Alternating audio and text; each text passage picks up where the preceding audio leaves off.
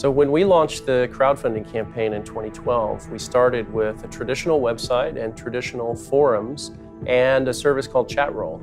And these systems worked pretty well for us in the beginning. They're very traditional. They're things people are comfortable with. And for the size of our community, it made perfect sense for us to do that. Over time on the platform, we've replaced or we've improved different pieces of these tools. For instance, we replaced Chatroll. There was a point where we outgrew Chatroll. We would have more people in chat than it could support, and it was sort of chaotic. So we built our own chat system based on XMPP, and that's on the service today, still on the platform today, in fact. We also talked a lot over the last several years about upgrading our forums to be more modern forums. And in fact, we've talked about a variety of things like building our own forum engines, having orgs, allowing orgs to have their own forums on our site. These are all major undertakings because we have, more than 30,000 organizations. And so if we allow every org to have their own forums, that means that you now have to support 30,000 different forum instances. And so we went to Chris with the plan to build a new forum engine that we could replicate to all of the orgs, because most forum engine will allow us to do one instance, but we needed it to do 40,000 instances of forums. And so we came to Chris with this plan. We designed a forum engine to be modern, new ways to basically see threads with trending, replies and notifications, live updates. It was a very nice concept, but it was still just a forum engine. So we needed to have a platform that would actually be part of the project itself, part of the game. I think the key word became that we wanted this application to be available both in and out of game to cover for everything that's out of game. Because that's a real big part of your gaming experience today, is talking with your friends, setting up your game parties, organizing with your organizations, calendars and meetups. And so we wanted to build a framework that will allow us to build that into the game. The organization system has been around for a while now. It's been actually 3 years, I think. And first of all, it has an amazing response ever since it got out. We saw the number of organizations created was amazing, but also the amount of involvement that players were showing with those. Just a simple set of tools that you could create your own presence for your organization and have a homepage that you could define, have text you could put in and have your own brand and stuff. That's just a really simple set of tools, and people did amazing things with that. And now, with Spectrum, we've given that a whole new set of tools to cultivate that presence and actually cultivate the spirit of your organizations. Right now, when you play the game, you start in a website, you have your own inventory, and that feeds into the game. So that's one way that it interacts. But then Spectrum fits in there in that it is your presence as a player in Star Citizen, wherever you are, whether you're playing or not. That also gets fed by data from the organization system. So the organization system has been out for years now. It's been, I think, 3 years. And people really took to that when it got out, because it was the first time that you could actually role play into the universe of the game. And we were amazed by how many, first of all, the number, like how many organizations were created, but also like the implication of some players to sticking to a role and having their own entity and their own identity in their organizations, and having that define who they are in the game even when they play. Giving all of those organizations an outlet to have their own forums and chat systems was a lot of pressure on us, because it meant that we were not just releasing something to replace the original forums and chat of Star Citizen. We were actually launching not one, but 30,000 forum engines and chats, and the opportunity for each of them to be customized whichever way their owners wanted them to be.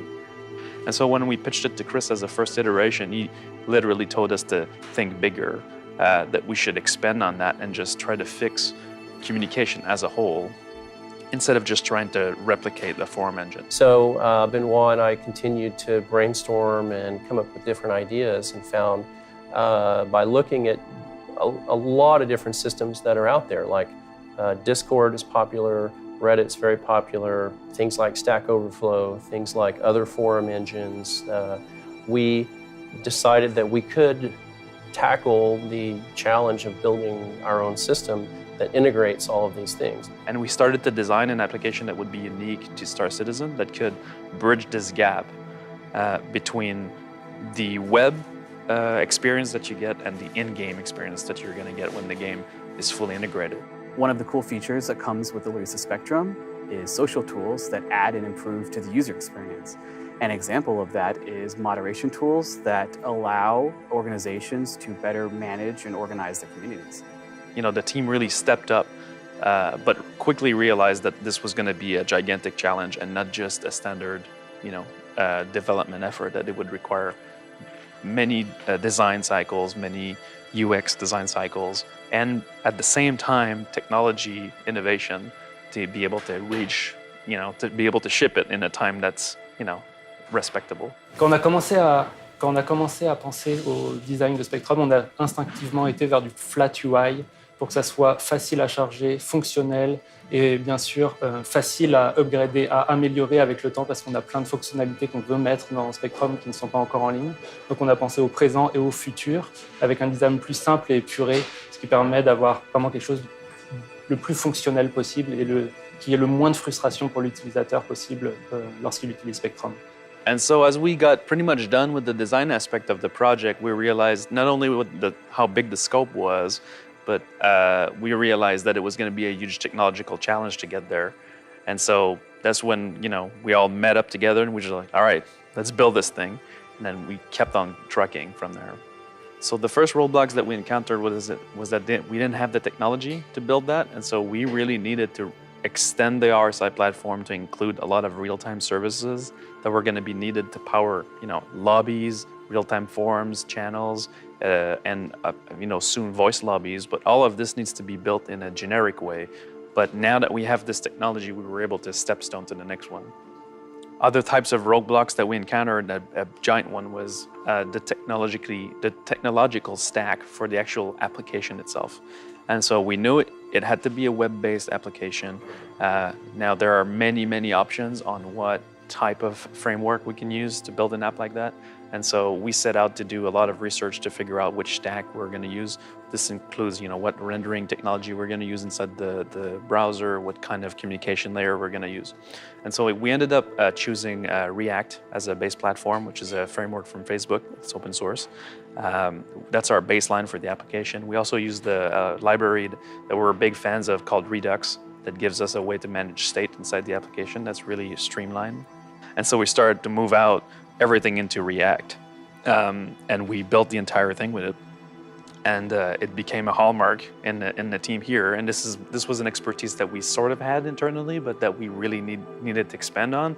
And so a lot of the team members that joined the Spectrum team were, initially not very proficient in this technology, but then really learned quickly based on Laurent's work in order to really facilitate getting the rest of the features online. And so we were able to basically silo that up between developers. And so, people would focus on a specific set of features, build it out without interfering with the others, and then bring that into the main line so we could iterate quickly. And so that was a really big win, because building traditional apps, HTML5 apps like we did in the past, like the original RSI platform, would not have scaled to this kind of functionality and state transition. And so we're really happy about that. And so other types of roadblocks that we hit was on the server side.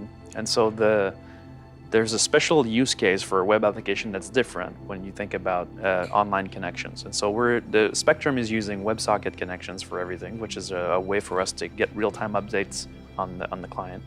And so one of the major roadblocks we hit really early was the fact that let's say you compare the game to Spectrum. In game, you're going to have only one connection per account or per character, right? And so the way the servers manage it is that you're connected once.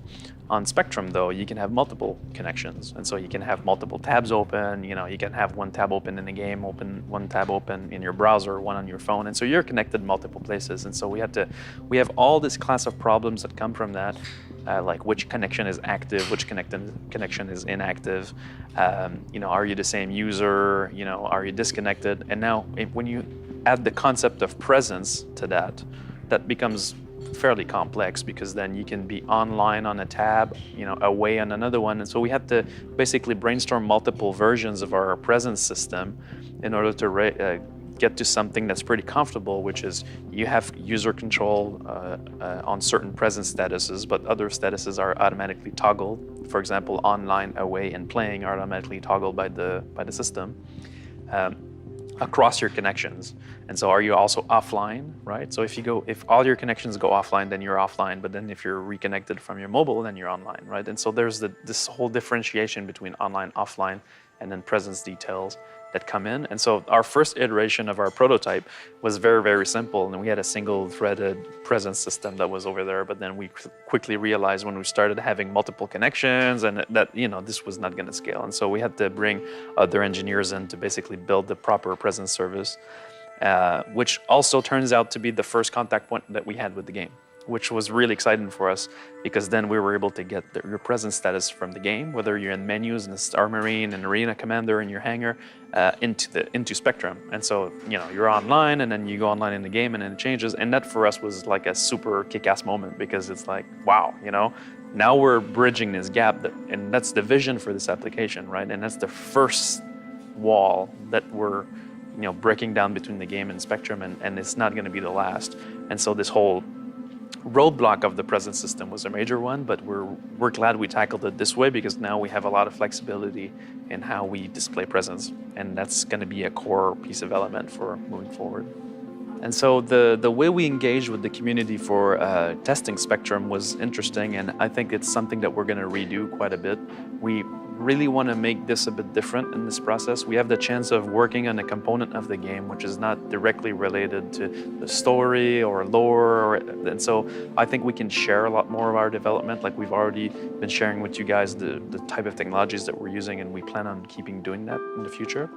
But the way we engage with the community is that we went to PTU fairly early in the process back in December, and our initial goal was to go at this frantic pace of releasing our build every week to the community on PTU. And so that's what we set out to do in December, and we did that.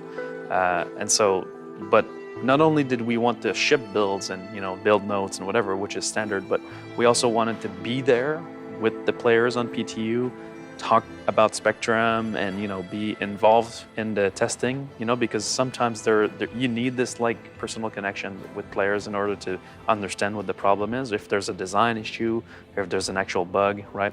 And so this frantic pace, we kept it for up to the launch in February, and so we're really happy about that because it gave us this proximity with players that allowed us to change the app entirely.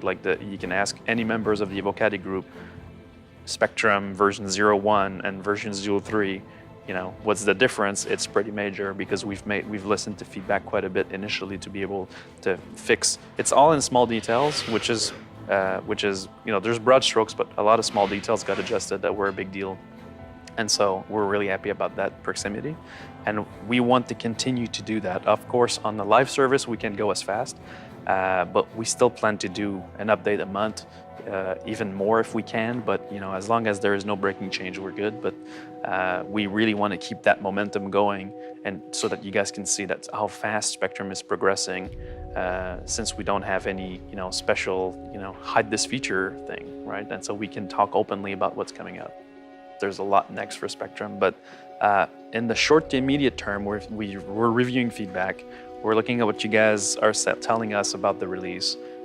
We know we have a lot of things to adjust. The launch was pretty hectic, but it was good. But now we have technology changes to make.